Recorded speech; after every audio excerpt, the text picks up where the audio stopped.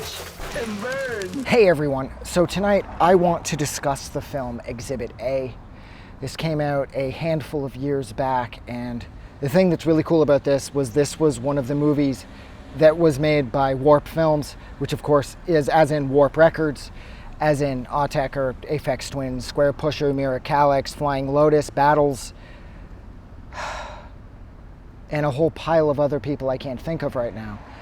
I don't know if they're still making movies or not, but Warp Films did put out a handful of really high quality films throughout the 2010s, and this was one of them. I think this movie came out back in 2014. I think it was 2014 at least, even though I'm not 100% about that. Now this is a found footage horror film, and what this tells the story of is the Kings, otherwise known as the Super Kings, and you have Andy and Sheila as the parents, and you have, I believe, Joe's the brother, and Judith is the daughter. So you have Judith and Joe and Andy and Sheila, and Andy goes out and buys a new camcorder, which Judith takes an instant liking to and begins recording everything that she sees on it. And what she ends up capturing is the slow disillusion, or the slow devouring, I'll use the slow devouring of her family as the result of her father, Andy's very fragile mental state, as the result of him. Well, it's not just this, but it's sort of like the straw that breaks the proverbial camel's back, is when he chooses to lie about getting a promotion at work that was going to afford them a better lifestyle and allow them to buy a bigger house on the beach. And of course, he never got said promotion. So Judith is recording everything, and everything seems okay at the start. And Andy comes home from work. They've got everything, the big celebration ready. They got the champagne. They got him a present as the result of his getting said promotion. He comes home, and as the audience, we know something's up just by the look on his face, because he's like, "Oh, hey, what's all this?" And he's like, "Oh, you're talking about the promotion." And then there's this really subtle look of pain and this completely displaced look in his eyes that's only there for like the fraction of a second. And of course, his family doesn't pick up on it, but we do as the audience. And he says, "Oh, well, I got that." And then his wife, Sheila, through no fault of her own, she begins to sort of spend more money. They're going to put a large down payment that they don't have on a house by the beach that they go and visit that they can't afford. And his wife, Sheila, is completely like over the moon about this, and rightfully so. This promotion, like I said, it was going to allow them to level up in life. And I mean, this is just so devastating to watch, because I could see somebody doing this, and it's sort of like, it's one of those life lessons where, as the result of seeing this film, everybody who has seen this film probably shouldn't lie about anything, especially not something as big as a massive promotion at work that was going to guarantee you to buy a bigger house, because people are going to expect you to follow through, and you're not going to be able to. And throughout the course of the film, I think every performance in this was phenomenal. And there's an incredibly small cast of focused characters. Overall, there's a handful of supporters that come and go. There's a backyard party that they have where there's like 30 people there. So the cast technically is on the large side. But really, the primary cast, the people under the microscope, there's only 4 of them. And 3, if you count the fact that you never really see Judith. You do see Judith, of course, but predominantly throughout the course of the film, it's Judith recording everything, and that's what we're watching. And it's just so sad to watch Andy fall apart. And he's trying to hold it together, and we discover later on when he's having a fight with his son, Joe, and Joe just sort of lets loose on him, and he just says like he doesn't want to be in this fucking family anymore, like a fuck-up father who buys a timeshare that doesn't have a roof on it. And you kind of get the impression that Andy, he's never really going to win at life, and he he has like an awesome family. Like his wife is wicked, she's supportive, she's fun. His kids are great too, but he wanted more and he was never going to be able to get it. And it seems like every time he attempted to level up in life, it came back and bit him in the ass. And so, he doesn't feel very good about himself. And so when he lies about this massive promotion, that's it. This is sort of like right when he lies, everybody in this family is as good as dead. They don't know it yet. And of course, Andy doesn't know it either, because Andy inherently isn't a bad person. He's just done. Like his already incredibly fragile mental state has just cracked further, and that's it for him. He's going off the deep end, and unfortunately he's going to take his 3 family members with him.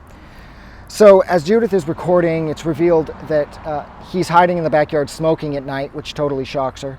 And she discovers that he's been buying a lot of like scratch tickets, hoping to win money so that he can somehow pay for the house, which is so sad. And it's almost pathetic that a grown man would believe that he'd be able to score on a scratch ticket and sort of right all of the financial wrongs that he's been lying about. And he decides, as they're going to sell the house that they shouldn't be selling so they can buy the house that they can no longer afford, out of nowhere he decides to build a pool in the backyard. And then of course the machinery breaks down, the guys want it back. I'm guessing he hasn't been paying for it. And there's just this giant gaping shitty looking hole in the backyard of the house that they were supposed to be trying to sell. As far as I'm concerned, I don't really see a pool as an enticing factor to buy a house. I see pools as a complete waste of time. I'd never go in the thing. I love the water, but I just don't love pools because of all the chlorine. And considering that I bleach my hair a lot, my head would always be green. And so I don't see the allure of somebody upgrading their house by putting in a pool, but I know a lot of people like pools. There's a lot of pools in my neighborhood. And needless to say, when you're attempting to build a pool by yourself with absolutely no skill, not enough time, and not nearly enough materials, when the completed product is there, it leaves a lot to be desired. That pool is sad looking.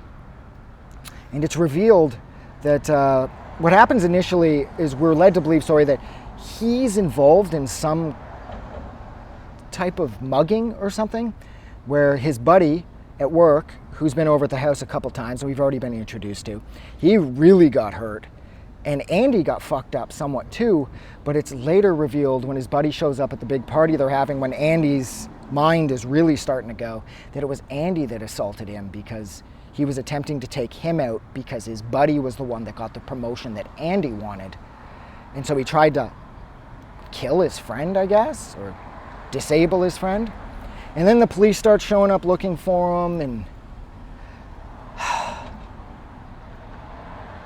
before long he completely snaps and starts to go through everybody's secrets. He finds drugs in his son's room. He figures out that his daughter Judith is gay and that she's been obsessed with the girl next door who looks like she might be sleeping with their son Joe.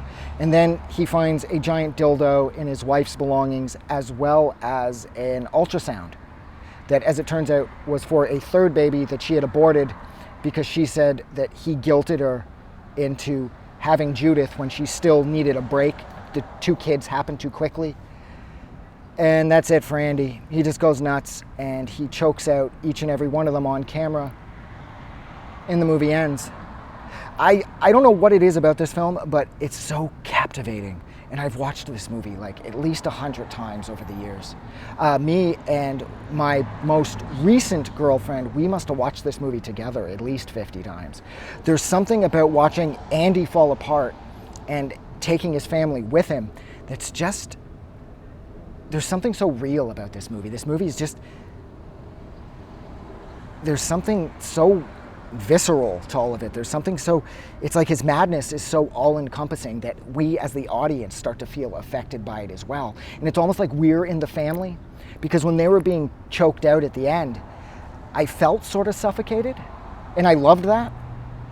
And every so often a movie like this comes along, especially when it's from the found footage area of horror films, which has sort of been overdone at this point, but I do still really like it because the found footage idea is really honest and really pure when it's done right.